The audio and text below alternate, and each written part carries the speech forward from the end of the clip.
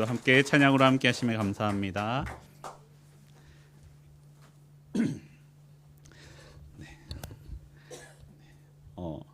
이곳에서 드리는 마지막 수요 예배인 것 같습니다. 네, 어떻게 기대되시나요? 다음 주에 새로운 곳에서 뵙겠습니다. 자, 말씀 함께 보겠습니다. 우리나라 사람들이 잘 지키지 않는 약속 중에 밥 한번 먹자라는 말이 있습니다. 잘 지키시나요? 저도 보통 인사말로 밥 한번 먹자라고 이야기하지만 잘 안 지킵니다. 그런데 외국 사람들은 우리나라 사람이 밥 한번 먹자 하면 언제 나를 부르려나, 언제 나랑 약속을 잡으려나 아주 간절히 기다린다고 합니다. 우리는 그냥 헤어지면서 언젠가 한번 다시 만나자라는 인사로서 하는데 말입니다. 근데 우리가 밥 한번 먹자라고 인사하는 것은 다시 말하면 밥 먹는 것이 우리에게 아주 중요하기 때문이기도 합니다. 그래서 우리는 한 가족을 다른 말로 식구라고 하기도 하죠. 같이 밥 먹는 사람, 그 밥 먹는 사람이 그만큼 중요합니다. 우리 교회도 이제 말씀드린 것처럼 공사가 다 마무리되고 다음 돌아오는 주일부터 함께 밥을 먹을 수 있게 되었습니다. 함께 밥을 먹을 수 있는 것이 얼마나 기쁨인지, 물론 코로나 때 이미 경험해 봤지만 또다시 한동안 못하다가 이게 하게 되니까 얼마나 감사한지 모르겠습니다. 여러분, 이것이 비단 우리에게 뿐만 아니고요, 예수님의 시대 때에도 그렇습니다. 밥을 같이 먹는다라는 것은 그냥 밥을 먹는 것에서 그치는 것이 아니라 함께 교제한다는 매우 중요한 행위였습니다. 그래서 서기관과 바리새인들도 예수님이 죄인들과 그리고 세리들과 함께 식사를 하시면 그렇게 화를 내고는 했어요. 아니, 어떻게 랍비라는 사람이 어떻게 저런 죄인들과 세리들과 함께 밥을 먹을 수 있느냐, 어떻게 죄인들과 교제할 수 있느냐라고 말입니다.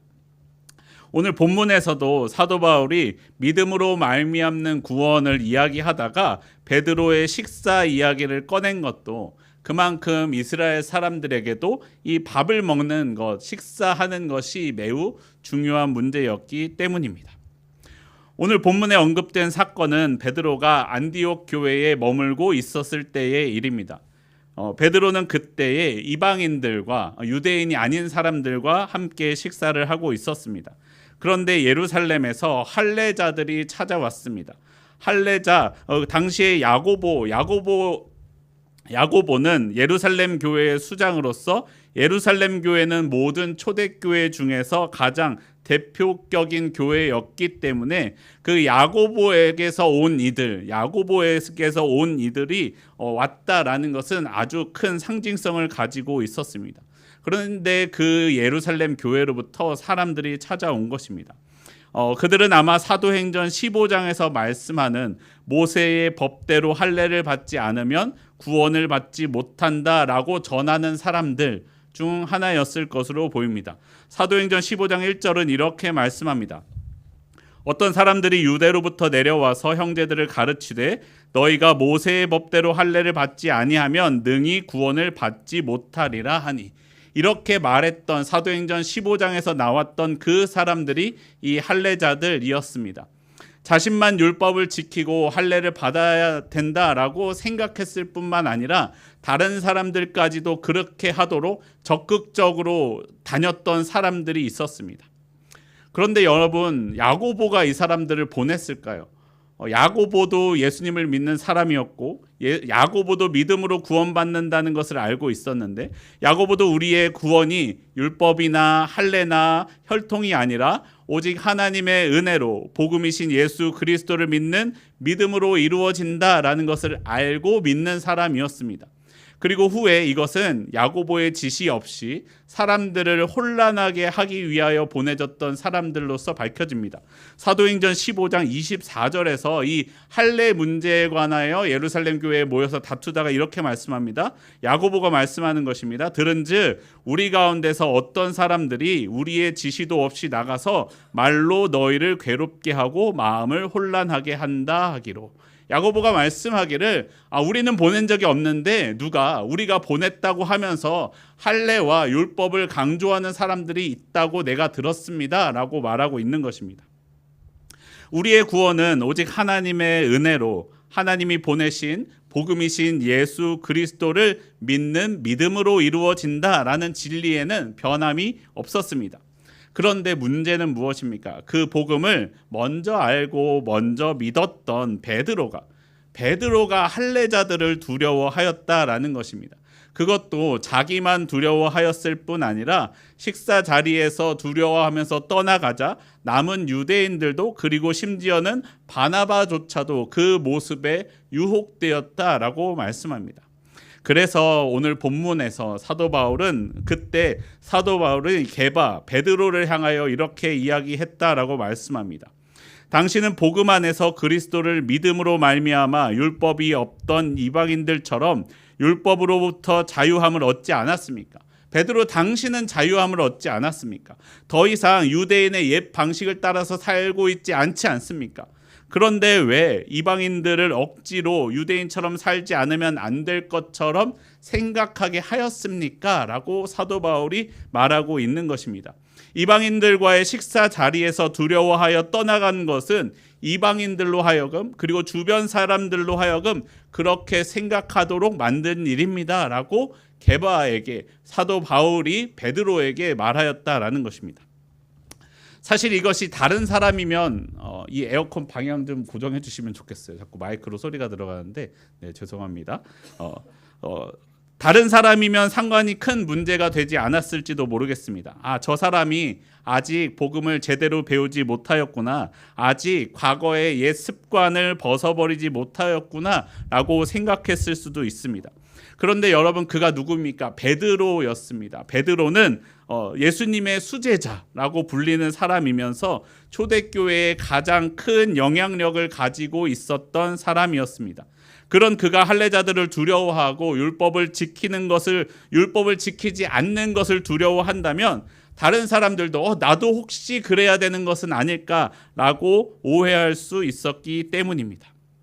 여러분, 우리는 잘 알고 있습니다. 나의 구원이 하나님이 베푸신 복음, 우리 주 예수 그리스도를 믿는 믿음으로 말미암아 이루어진다라는 것을 우리는 알고 있습니다.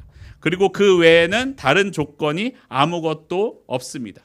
우리의 구원은 믿음이면 다 됩니다. 여러분의 구원은 믿음이면 다 됩니다. 그렇게 믿으시나요? 아멘. 정말로 그러신가요? 정말로 신앙생활에 있어서 믿음만 있으면 다 괜찮은가요? 여러분, 제가 우리 교회 처음 와서 청년부 예배를 드릴 때 했던 이야기입니다. 청년부 예배에 올라와서 그때도 이 자리에서 예배를 드렸네요. 올라와서 예배를 드리는데 그 자리에 정문 형제가 있었어요. 정문 형제, 웃으시는 분들은 제가 무슨 얘기 하려는지 아시죠? 정문 형제가 딱 올라와 있는데 그날도 어김없이 가슴에 메탈리카라는 락 그룹이 그려져 있는 티셔츠를 입고 그 자리에 앉아 있는 거예요. 그리고 2부 예배 때 베이스 치는 우리 승환 형제도 있지 않습니까? 승환 형제도 지금도 청년부 예배에 잘 올라오고, 그때는 마침 제가 왔을 때는 없었는데 청년부 예배에 거의 매주 나온다고 이야기를 하더라고요. 사실 그날 예배 때 제가 정문 형제한테도 이야기했어요. 이야기했으니까 제가 이 자리에서 말씀드릴 수 있는데, 정문 형제한테 내가 오해해서 미안합니다 라고 이야기했어요. 저런 사람은 아마 페이를 받고 반주하니까 예배 때만 왔다가 연주만 딱 하고 가는 사람인가 보다 라고 저는 생각했어요. 저런 형제가 예배를 드릴 리는 없어 라고 내 마음속에 생각했던 거예요. 저렇게 다니는 형제가 하나님을 제대로 믿을 리는 없어라고 제 마음에 편견을 가지고 있었던 거죠. 예배를 드리러 오는 사람은 어떻게 와야 됩니까? 옷을 갖춰 입고, 정장은 못 입더라도 제대로 단추 달린 옷 입고 이렇게 바지 입고 긴 바지 입고 예배에 와야 된다라는 마음이 저의 가운데 있었던 것 같아요. 그래서 그 형제를 보면서 정말로 내가 형제를 오해했습니다라고 이야기합니다. 근데 여러분, 정문 형제요, 보면 볼수록 믿음이 얼마나 좋은지 모릅니다.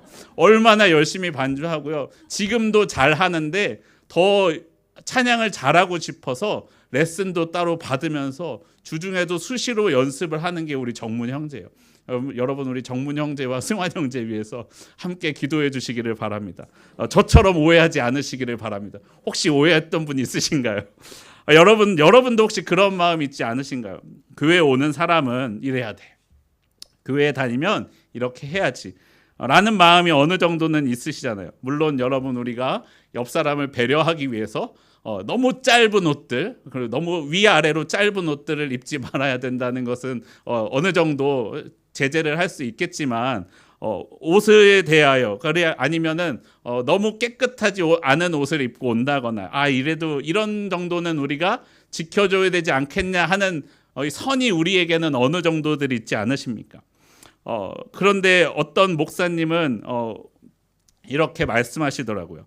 교회에 어울리지 않는, 마치 바캉스를 가야만 할 것 같은 옷을 입고 교회를 온 형제 자매에게, 그런 청년들에게 이렇게 말씀하신답니다. 놀러 가야 할 옷으로 놀러 가지 않고 교회에 왔으니 얼마나 칭찬해 주어야 합니까? 라고 말씀을 하시는데, 저도 마음으로는 그렇구나 하지만, 그런 분들을 볼 때면 속으로는 저렇게 입고 다녀서 되겠어 라는 마음이 아직도 여전히 저의 가운데 있기도 합니다. 여러분, 그것이 우리의 마음이에요. 그게 잘 안 되죠.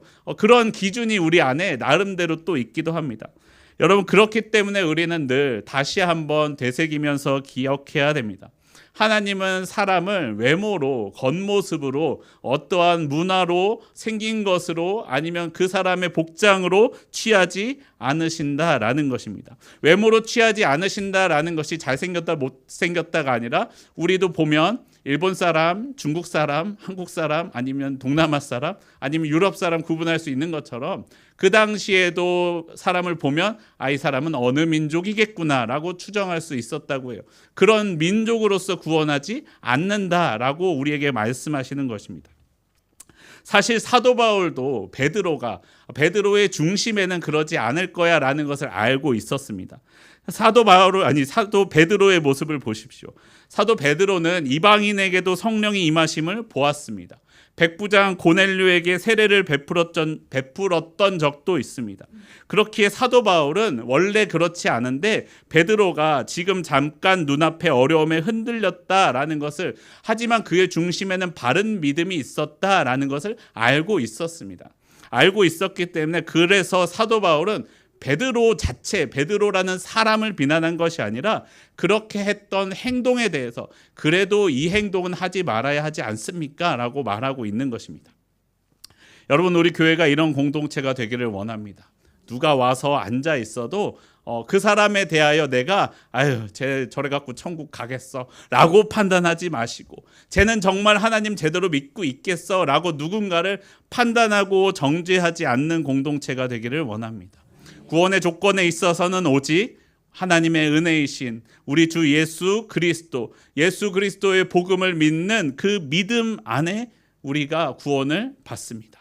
다른 어떤 것도 우리 구원의 조건이 되지 않습니다.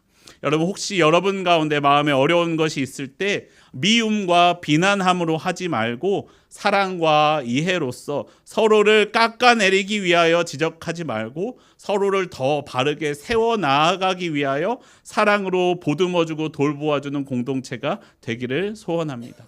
우리가 구원을 판단하는 것이 아니라 격려하며 붙들어주는 우리 교회가 되기를 바랍니다. 그래서 사도 바울은 다시 한번 어떻게 구원을 받는지에 대하여 되새겨 줍니다. 이런 사도 베드로의 행동을 통하여 우리가 오해할 수 있는 부분을 바로 잡으며 가르쳐 줍니다. 갈라디아서 2장 17절 말씀입니다. 17절 말씀 우리 함께 한 목소리로 다시 한번 읽도록 하겠습니다. 시작. 만일 우리가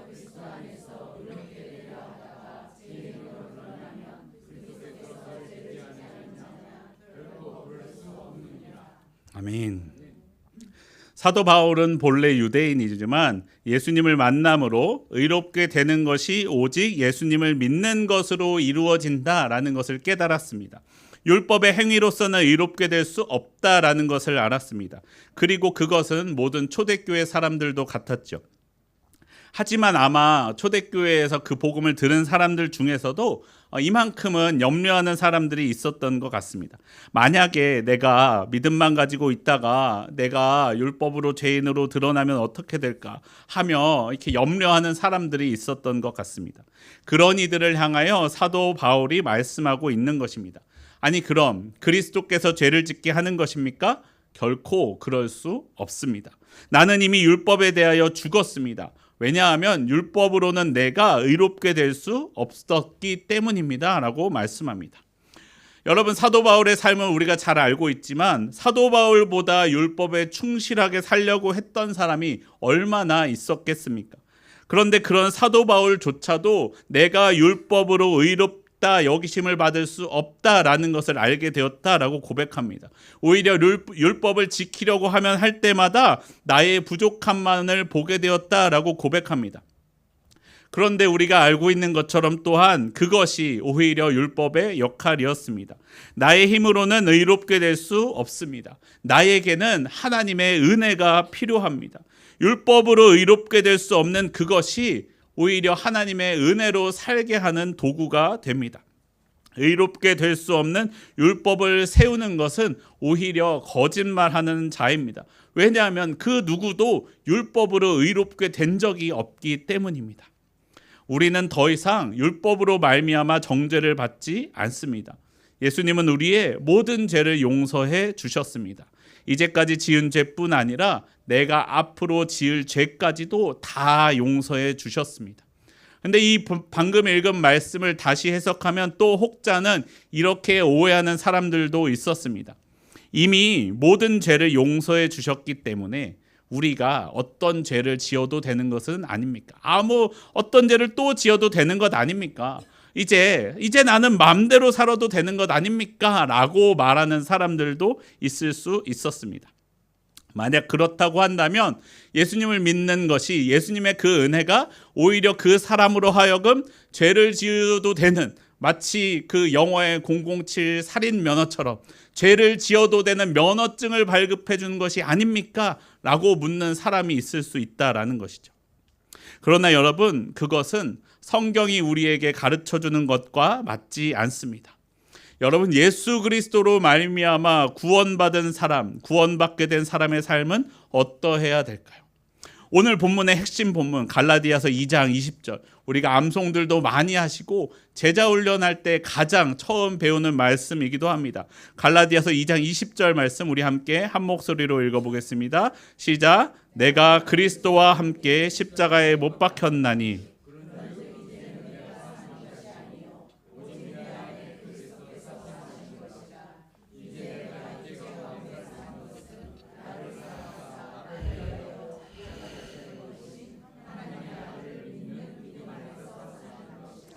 아멘.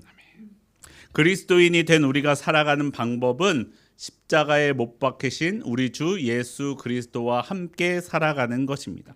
내가 그리스도와 함께 십자가에 못 박혔습니다. 그리고 내 삶은 그리스도와 함께 살아갑니다. 그것이 그리스도인의 삶에 살아가는 방법인 것이죠.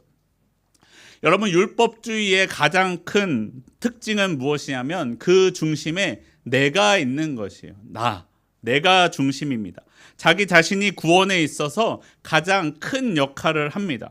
내가 공의를 추구하고 내가 공의를 말하고 내가 의로운 모임에 속해 있으면 내가 구원을 이룰 수 있다라고 말하는 것이 율법주의자들의 특징입니다. 그 삶을 보면요, 정말로 겉모습으로 보기에 저 사람은 정말 구원받을 만하구나, 저렇게 살아야 구원받는가 보다 라고 말할 만하게 그 삶을 살아간다는 거예요. 그러나 여러분, 그 중심을 보면 정말로 중요한 것이 빠져 있습니다. 바로 기쁨입니다. 구원을 받음으로 인하여 누리는 그 기쁨이 그 안에 있지 않다는 것이에요. 그 안에는 그럼 무엇이 있습니까? 바로 두려움이 있습니다. 혹여나 내가 이것으로 구원을 이루기에 부족하면 어떨까? 예를 들어서 성경을 백독해야 구원받는다고 생각을 하고 백독을 했는데 혹시 하나님의 기준이 150독이면 어찌할까? 라는 두려움 가운데 성경을 읽는 사람들이 있을 수 있다는 것이에요. 아니면 내가 혹 무엇을 더 해야 되는 것은 아닐까? 100명을 전도해야 천국에 가서 좋은 집을 살 수 있는데 내가 아직 50명밖에 전도하지 못했는데 나는 어떻게 하나? 라며 내가 지금 죽으면 어쩌지라는 두려움 가운데 살 수 있다라는 것이에요. 그리고 또 두 번째로는 그 마음의 중심에 교만함이 있습니다. 이 정도 하면, 나 정도 하면 그래도 나는 구원받겠지. 그래, 우리 교회 평균을 보니까 다들 2명도 안 한 것 같은데 나 10명 정도 했으니까 나 정도면 천국 가겠지. 라는 마음이 내 중심에 있다는 거예요. 누군가를 평가하고 판단하면서 저 사람보다 내가 나으니 하나님은 나는 구원하시지 않겠어 라는 교만함이 그 안에 있다라는 것입니다. 여러분, 율법주의는요, 그 사람의 삶을 단번에 무너뜨리지는 않습니다. 하지만 그 사람의 삶을 조금씩 고통스럽게, 그리고 그 사람의 삶을 갉아먹습니다. 조금씩 그 두려움과 교만함이 그의 삶을 무너뜨립니다. 조금씩 하나님으로부터 멀어지게 만든다라는 것입니다. 여러분, 그리스도인의 구원받은 삶은요, 중심에 나 자신이 있지 않습니다. 나와 함께 십자가에 못 박히신 우리 주 예수 그리스도께서 나의 중심에 계십니다. 나는 이제 예수 그리스도의 구원의 십자가 안에서 살아갑니다. 그리고 내 안에는 우리 주 예수 그리스도께서 계십니다. 나는 그 믿음 안에 거합니다. 예수님이 내 안에 거하시기 때문에 나는 예수님처럼 행동합니다. 예수님이 행하셨던 것을 나도 합니다. 예수님이 기뻐하시는 것을 나도 기뻐합니다. 하지만 여전히 나이기 때문에 실수할 때도 있고 실패할 때도 있고 때로는 유혹에 넘어갈 때도 있기도 합니다. 이 세상을 살아가는 동안에 나는 여전히 부족합니다. 하지만 괜찮습니다. 예수님이 내 안에 있으니까요. 나의 어떤 상태와 상관없이 예수님의 은혜는 나를 구원하시기에 충분합니다. 예수님은 그것을 위하여, 나를 위하여 십자가에 달려 죽으셨습니다. 여러분, 혹시 당근 하십니까? 당근 뭔지 아시죠? 당근마켓, 중고거래 사이트잖아요. 저도 잘 쓰다가 더 이상 쓰지 않는 것이나, 혹은 때때로 아이들 것 중에서, 애들 거는 그렇잖아요. 짧게 쓰고 금방 망가지고 하기 때문에 당근에서 많이 구입하고는 합니다. 그 중에서 때때로 하다 보면 최근에도 저희 아이 킥보드를 당근에서 무료 나눔 받았습니다. 무료 나눔 해주시는 분들이 있더라고요. 자기 이제 안 쓰니까 쓸 사람들 가져가서 잘 사용하세요라고 무료 나눔을 하시는 분들이 있습니다. 물론 저도 몇 번 무료로 나눔을 했던 적도 있습니다. 그런데 여러분, 정말로요, 가끔씩 나쁜 사람들 중에는요, 무료로 나눔받은 것을 다시 파는 사람들이 있어요. 이것을 속칭 되팔이라고 하는데요. 이렇게 무료로 나눔 받았으면 혹시 자기가 이제 안 쓰게 됐더라도 내가 무료로 받았으니 무료로 주는 것이 맞지 않습니까? 아니면 최소한의 비용도 안 들어야죠. 사실 내가 공짜로 받았으니까. 그런데 그것을 공짜로 받아놓고서는 가격을 매겨서 다시 판매한다고 올려놓는 사람들이 있습니다. 여러분, 그것이 걸리면 어떻게 될까요? 당근마켓에서는 그런 사람들은 더 이상 거래를 할 수 없게 계정을 정지시켜 버립니다. 왜냐하면 무료 나눔을 했던 사람의 마음에 맞지 않는다라는 것이죠. 여러분, 우리 하나님의 마음을 생각해 보십시오. 하나님은 우리에게 은혜를 베풀어 주셨습니다. 내가 어떠한 조건을 이루지 못해도 우리 주 예수 그리스도를 믿는 믿음만으로 나를 구원받게 해 주셨습니다. 내가 이제까지 지은 죄도, 그리고 앞으로 혹 내가 지을지 모르는 죄도 다 용서해 주셨습니다. 여러분, 이것은 내가 더 이상 율법의 매인자로서 두려움이나 교만함 가운데 살지 아니하고 하나님의 은혜 가운데 살아라라고 하는 하나님의 그야말로 은혜입니다. 은혜에 감사하면서 살아라라는 하나님의 마음입니다. 그 은혜를 주신 하나님의 마음을 닮아 거룩을 향하여 살아라라고 말씀하시는 하나님의 뜻입니다. 만약에 나는 모든 죄를 용서받았기에 나는 용서 다 받았어, 그럼 이제 나는 죄 지어도 되는 거 아니야? 라는 것은 하나님의 뜻에 맞지 않는다라는 것이에요. 그러면 하나님께서 우리의 구원 계정을 정지시켜 버리신다는 거예요. 그러지는 않겠지만 하나님, 이거 말을 조심해야 됩니다. 하나님은 우리의 구원을 끊으시지 않으시는데 하나님이 징계하시겠죠. 내 뜻은 그게 아니다. 내가 너를 향한 뜻은 그게 아니다. 나는 너에게 원하는 것이 그것이 아니다라고 말씀하시는 것입니다. 만약에 그런 사람이 있다면 그는 나를 위해 죽으신 예수님을 온전하게 믿지 않는 사람이거나 그 은혜를 잘못 알고 있는 사람이겠죠.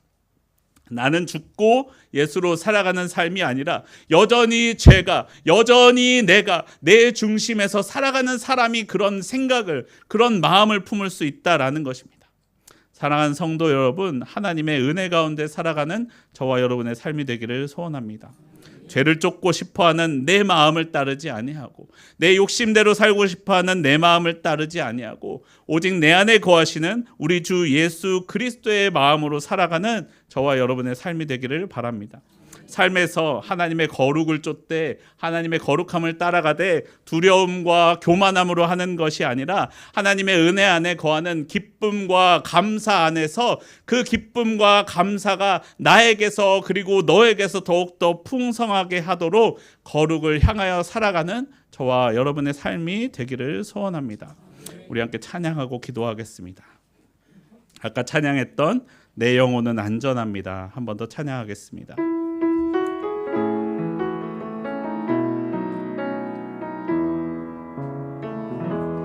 내 아버지 그 품 안에서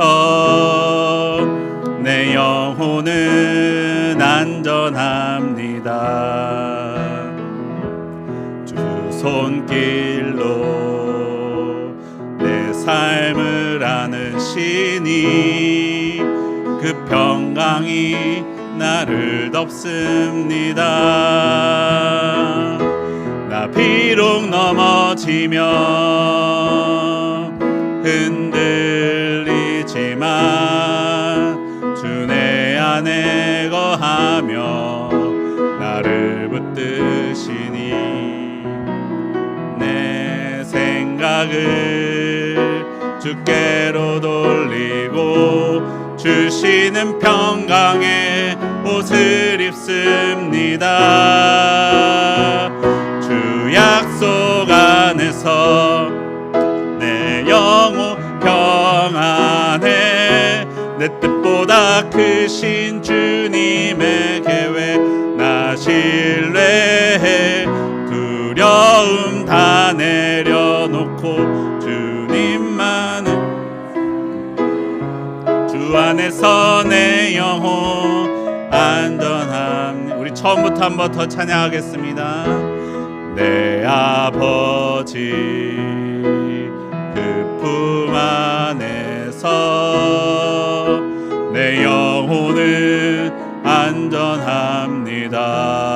안전합니다. 주 손길로 내 삶을 안으시니 그 평강이 나를 덮습니다. 나 비록 넘어지며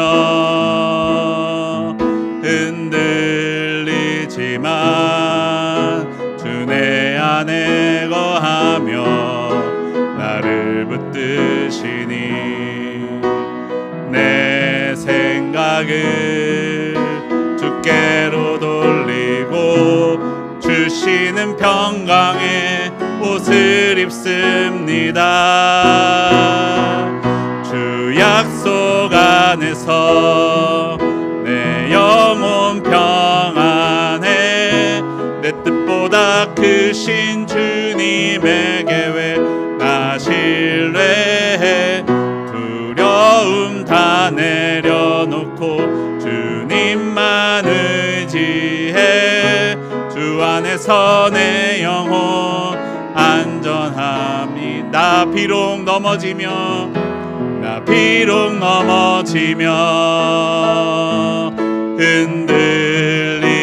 흔들리지만 주 내 안에 거하며 나를 붙드시니 내 생각을 주께로 돌리고 주시는 평강의 옷을 입습니다.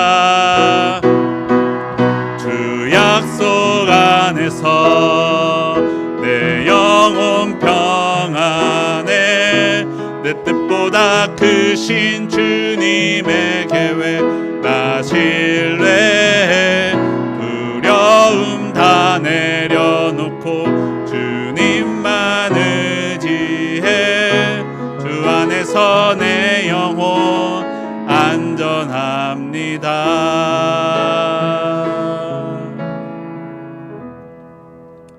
우리 함께 기도하겠습니다. 하나님, 오늘도 내게 구원의 은혜 베풀어 주심에 감사합니다. 나의 구원이 하나님의 은혜로 이루어짐을 믿습니다. 내가 온전히 주님을 의지하며 주님의 구원으로 나아갑니다. 주여 나를 구원하여 주시옵소서. 때때로 내가 실패하고 실수하고 유혹에 넘어갈 때에도 주여 내 마음 가운데 거하사 나를 붙들어 주사 온전히 다시 주님의 길로 돌아가도록 주여 내 마음 가운데 역사하여 주시옵소서. 내가 그 마음을 가지고 주님 안에 기쁨과 감사로 그 은혜에 나아가게 하여 주시옵소서. 아버지, 은혜 받은 자로서 남을 판단하고 비난하는 것이 아니라 사랑하고 붙들어주며 함께 주님의 구원을 이루어 가도록 우리가 함께 서로 돕는 주의 공동체가 되도록 역사하여 주시옵소서. 오늘도 이 자리 가운데 함께 하시며 은혜를 베푸시는 우리 주 예수 그리스도의 이름으로 기도합니다. 아멘.